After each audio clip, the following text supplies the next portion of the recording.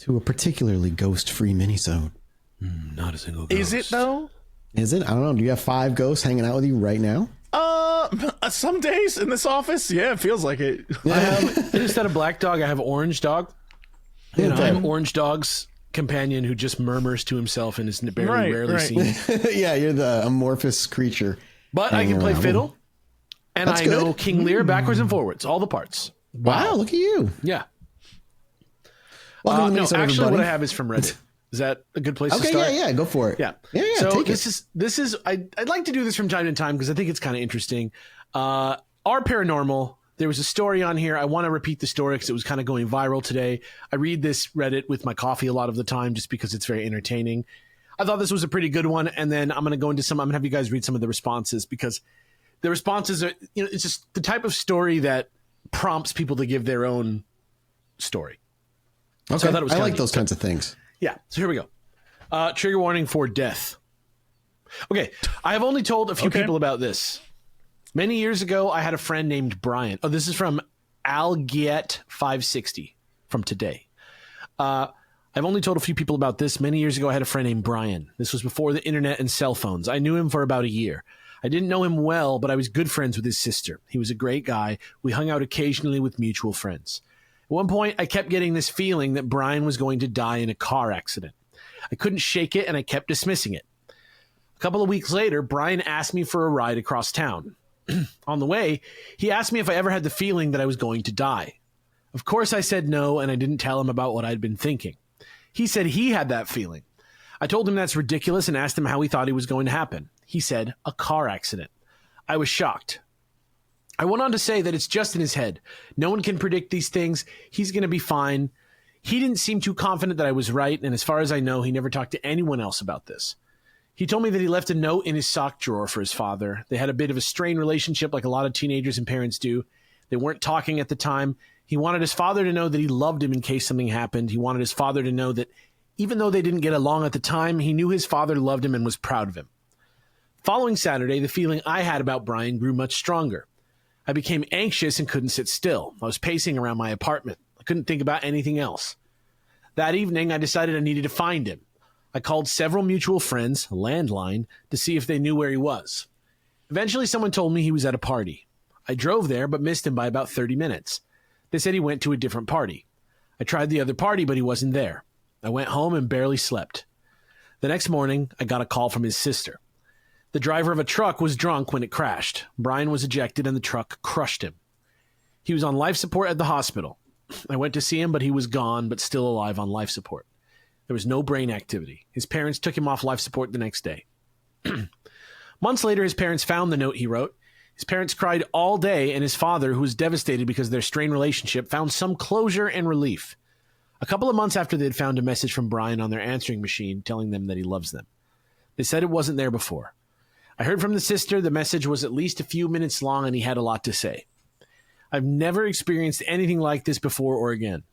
I still think about it occasionally. Sometimes it makes me cry. Sometimes it makes me happy to remember him. Has anyone ever heard about people experiencing this before? And that's the post. Pretty good. Huh. Yeah. Not a story that you need to really like believe or not believe, right? Because probably it happened. Like there's no necessarily paranormal element of this. Like it could just be a coincidence that's freaky, right? You could just get people get feelings all the time about things, and sometimes those things happen. Does that mean psychic powers exist? I don't know. I don't think so. But it could be. So it's an interesting like little jumping off point, but yeah. I had some ones that I wanted you to read. So this one's from Rub Current 2793. So Mathis, I'll have you read this one. Sure. Oh. Why didn't that work? Why is it trying to put the Instagram of a restaurant that I like in England? Oh. Everybody knows what restaurant. Everybody knows what restaurant it is. There you go. All right, here we go. I had a dream I was screaming my brother's name and saying he had died. I was so anxious over the next few weeks, and I told my mom about the dream. I was very emotional. I made a phone call and told my brothers to be careful, and I loved him. My nephew with the same name was killed a few months after the dream. I have always felt some type of way for not thinking of him and warning him the way I warned my brother. It still fucks with me today and probably always will. To add, I feel like I was privy to something I didn't connect until it was too late. I mean, that sucks. Like, I could feel like, but if that person is listening, which they're not, don't take that to heart. It's not your fault at all. Yeah. Pretty insane. Here's one for Jesse to read from CP 6271. Don't know about that username. Here we go. I was like, cool. Thanks for giving me this one. I knew the day before my grandfather died that his time was coming. I had the urge to call him the day before his death and will always regret not following through with it. I also knew that the day my uncle died, that there was a disruption in my family. I was on a canoe trip. I was 14. We didn't have cell phones then, and we were in a remote area. This was 20 years ago. I didn't see my family and find out what happened until a week later. But on the day it happened, I had a very dark, heavy feeling, and I turned to my friend and said, someone just died in my family. Crazy, right? Yeah, it's nuts. I feel like the moral of any of these is don't hesitate to reach out and contact people. Or That's tell real. people you love them, or like that Because kind of at worst, you're saying, like at best, I guess, technically, you're just saying hi. You get to talk to him for a little bit, especially if nothing happens. If anything, there's the moral. Yeah, that's true. I remember knowing that my dad was going to come in and tell me that my grandpa passed away when it happened. I remember having the notion that it was going to happen before it happened. And then I remember one time my mom and I had a same dream about a friend dying on a boat, like on a cruise. And we called them and we were like, don't go on the cruise. And they were like, we're not going on a cruise. but if you were thinking about it, don't do it. Then they said that sounded like a good idea, and then they went on the cruise. They filled the time cruise. Yeah, Jesse, what do you got for us today? Well, I have what may be the best story. That's a lot. That's a big claim. Yes, this is an article that I'm sure. I feel like we've talked about this, but this is a brand new article, so there might be new information, but it's just so funny to me. And this is also why I think the UFO world is just a mess. A television show, brand new television show in the UK, claims that King Charles piloted a UFO across the skies of Canada in 1975. This shocking claim comes from an interview of an eyewitness included in The King of UFOs. The eyewitness claimed to have been around to see the monarch at the helm of a spaceship in Canada. The witness, Dan Costello, said Charles III, then Prince of Wales, was one of 3 pilots steering a prototype UFO at Sandy Point in Nova Scotia. Costello said Charles was positioned nearby at HMS Endeavour, serving as helicopter pilot when he was summoned for a secret mission known as Project Serpico. Serpico? Project Serpico. All right. The submersible vehicle he helmed apparently discharged a blue ionic flame, referring to the electrically charged particle that scorched the earth beneath it. Was it a UFO? Costello said he didn't think so, but he didn't think it was an extraterrestrial vehicle, but just technology that he believes was developed by Nikola Tesla. Costello said the craft had dual rotor blades like a helicopter, but would also just sit and hover in the sky with the blades not on and no sound of propulsion, just a crackle of electromagnetism. Why? The movie's maker, Christopher Lee. Why does he think it's by Tesla? Dude, I don't know. This is why UFOs in general as like a concept have such a hard time being taken seriously. The movie maker, Christopher Lee, however, told UK Metro that Costello's claims might be quite far-fetched. I've literally interviewed 5 or 6 times for 10 years. His story has been consistent, and the technical detail he supplied has been astonishing. You only see about 7 minutes of him in the film, Lee said.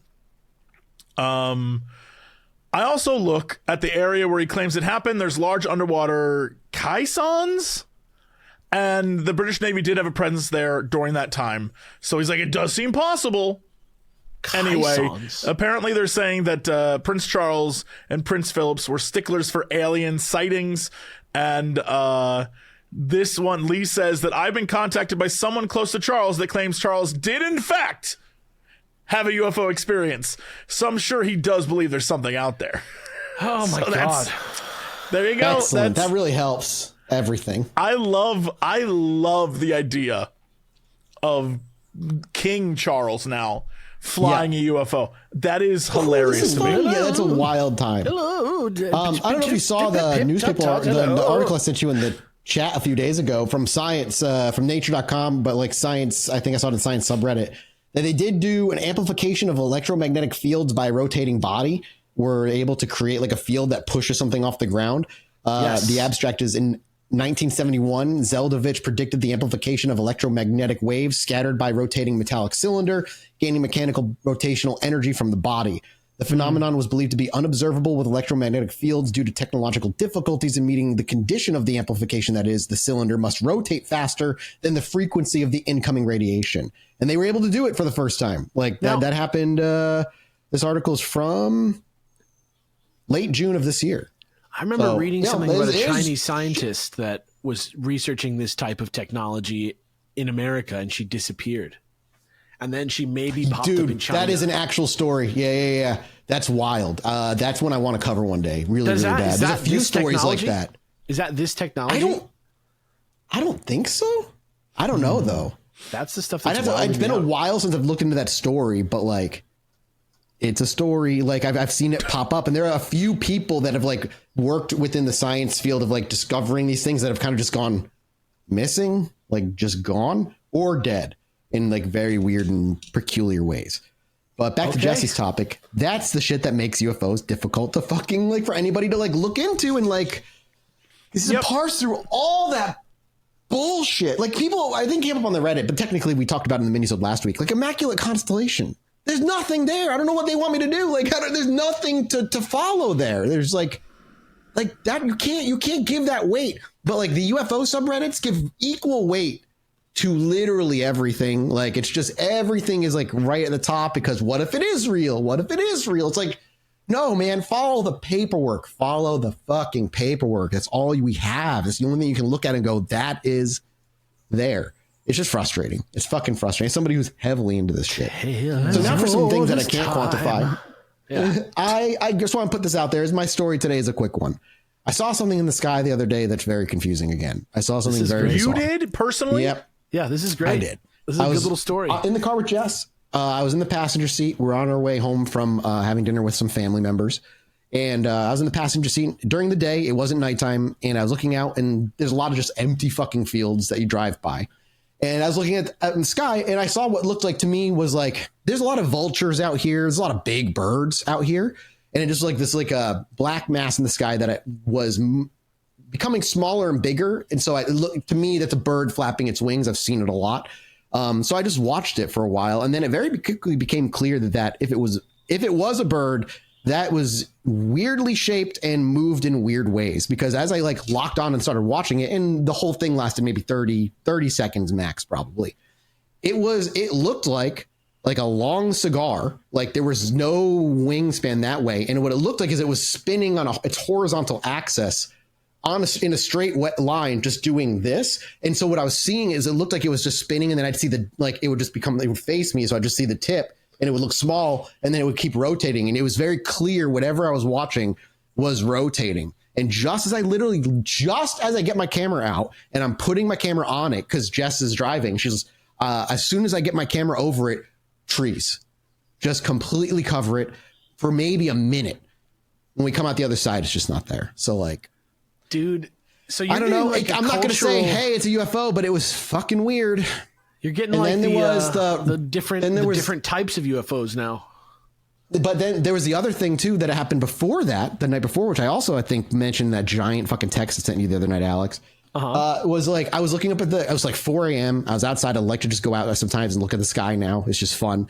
You start to know where the stars are. I can see the little dipper every single night. I know what Jupiter is. I know where Sirius is. I know where like all these bright stars now that flicker. I'm very well aware of what they are, which brings me to, I'm pretty sure I debunked that flickering light in the sky that one time. I'm pretty sure that's Sirius, because Sirius rises and sets really quickly. like within a couple, like when I can finally see it in the sky, within about 2 hours, it'll be gone. So actually That's how consistent fast it with the moves. speed of it moving over those 90 With minutes the or speed of whatever. it moving comparing to when I was going back and checking it. Yeah, completely. Like, so I'm like, not almost, I'm just 100% positive. That was definitely a star. I was looking at the stars at night, and I kept seeing at the corner of my eye, like not on the same spot, like little flashes of light. And what I thought was happening, and it might still have been that, where I thought my eyes were just adjusting to the darkness, and I'm starting to catch the dimmer stars, and now I'm starting to see them. But as I was like about to head in, I was just looking up at like the Little Dipper right in that area. A little red light just kind of shows up and then disappears, like just whoop, whoop, gone. Right. Like that's it. No brighter than the stars, just right in front of me. Just a red light, just like it twinkled on and twinkled just a true off. phenomena. Just like it could have been. Maybe my thought, if I'm going logical, meteor, maybe like a meteorite, like. But there was no tail or anything. It was just light. The skies were clear as fuck. It wasn't a plane. There's nothing moving with it. I didn't see any more blinking. But I'm not saying it was UFO. I am saying it was weird. It was very brief, and I'm sure there's an explanation out there. So for those of you who are listening on the minisode on Patreon or in public, I'd love I would love like a fucking explanation of like what can do like just a brief little twinkle of a red light that's no brighter than the star. I'm gonna get you So like a yeah, little two more guide. weird little anomalies. Maybe the hitchhiker effects maybe take an effect. Maybe the more I pay attention to it, the more it pay attentions to me. That's More pay 100% attention to it. me. Yeah. Yeah. Yeah, Pay the more you attentions. watch, you should watch all the time. You should stop talking to friends and family and just start watching. It's going to pay off. It's going Just to pay stop off. doing the book. podcast. Just stop showing up for the podcast. Yeah. Yeah. There's I'm gonna got get to be you a book out there that's like Yeah. Star Guide. You know what I mean? I know. Oh, I got I'm an gonna app. get. I'm I gonna got an find app it. that I use. I use an app that actually you can point to the sky and it'll just tell you what the Yeah, stars that are. thing seemed pretty sick. So that's actually. what I use. What's it called? Yeah, it's awesome. It is. I use. I think it's called Night Sky. Let me double check because the other I one think I that use is sounds Flight right. Radar 24, which tells me what if there's something moving, if it's a plane, which has been super valuable. Sky Guide. Sky Guide. That's what it's called. Sky Guide. Sky Guide. It's a free version and a plus version. I just use the free version. It's like an AR. You can just move it around and just like zoom in and shit. It's great. How's it All going? right, that's it for Sky us, Guy? boys. I gotta fucking piss so bad. So say goodbye, everybody here at patreon.com/Chilluminati Pod. That's what you pay money to hear. Later. real- Math is gonna go pee right now. Okay. Yeah. Yeah, I did just before this. He's going to go pee. Bye.